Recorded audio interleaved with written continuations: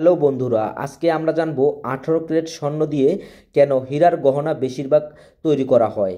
বন্ধুরা, আজকে আমরা এর উত্তর জানবো কেন 18 ক্যারেট স্বর্ণ দিয়ে হীরার গহনাগুলো বেশিরভাগ তৈরি করা হয়। এই প্রশ্নটি অনেকেই আমাকে করে থাকেন যে কেন ভাই 21 এবং 22 ক্যারেট স্বর্ণ দিয়ে কেন তৈরি করা হয় না।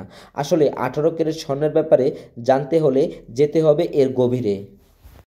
18 ক্যারেট স্বর্ণেতে 75% খাঁটি সোনা এবং 25% অন্য ধাতু মিক্স করা থাকে, যেমন তামা, রূপা। বন্ধুরা, যেহেতু 18 ক্যারেট স্বর্ণতে রূপা এবং তামা মিশানো থাকে আর এই স্বর্ণটি অনেক মজবুত হয়ে থাকে। বন্ধুরা, 18 ক্যারেট স্বর্ণের কালার 24 ক্যারেট 22 ক্যারেট স্বর্ণের চেয়ে ফিকে হয়ে থাকে এবং 18 ক্যারেট স্বর্ণের দাম 22 ক্যারেট এবং 24 ক্যারেটের চেয়ে কম হয়ে থাকে আর এই স্বর্ণগুলো সবচেয়ে মজবুত হয়ে থাকে।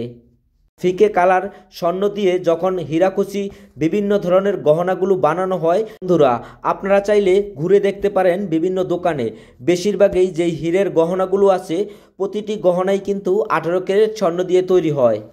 বন্ধুরা, আমি যেহেতু ভিডিও শুরুতে আপনাদেরকে বলেছি যে কেন 18 ক্যারেট স্বর্ণ দিয়ে হীরার গহনাগুলো তৈরি করা হয়, এর সঠিক উত্তর হচ্ছে 18 ক্যারেট এবং 22-21 ক্যারেট স্বর্ণগুলো একটু নরম হয়ে থাকে আর 22 এবং 21 ক্যারেট স্বর্ণের চেয়ে 18 ক্যারেট স্বর্ণটা বেশি মজবুত হয়ে থাকে।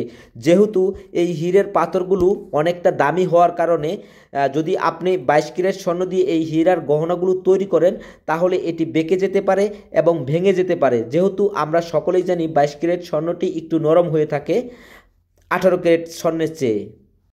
আপনারা সকলেই জানেন যে হীরার পাথরগুলো অনেকটা দামি হয় আর যদি আপনি এই দামি পাথর দিয়ে যদি 22 ক্যারেট স্বর্ণ দিয়ে হীরার গহনা তৈরি করেন সেটি বেঁকে যেতে পারে এবং আপনার পাথরটি পড়ে যেতে পারে।